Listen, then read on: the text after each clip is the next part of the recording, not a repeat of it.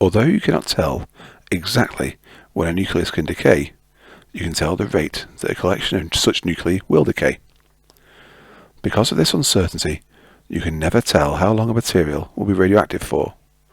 Instead of giving an age for a radioactive material, you can only give a half-life. A half-life tells you how long it takes for half of a radioactive material to decay.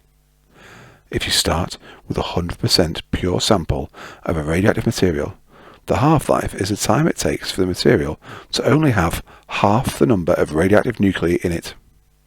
Obviously, you cannot simply look at and count the number of radioactive nuclei in a material. What you do instead is measure the activity of that material as an indication of the number of radioactive nuclei left. In order for there to be ionizing radiation, there has to be radioactive nuclei. Therefore, the activity rate can be seen as a measure of the number of radioactive nuclei left in the material. If you measure the activity of a material, the half-life of that material is the time it takes for that activity to go to half of its original value. You can determine the half-life of a material by using the exponential decay equation from previous podcasts. Taking the natural log of both sides to remove the exponential and rearranging the equation. This gives us a way to determine the half-life equation of T half, that's the half-life, equals the natural log of 2 divided by the decay probability.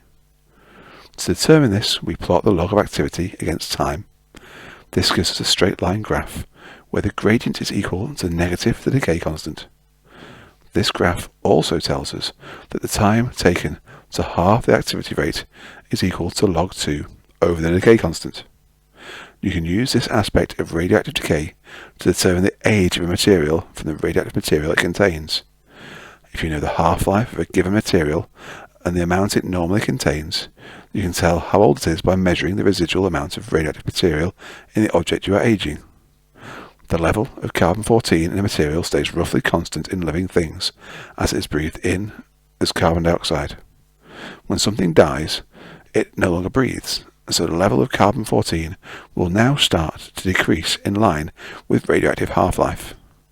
You can also use the half-life to know how long you have to store radioactive material for, or in the case of radioactive medical traces, how long they will be useful for.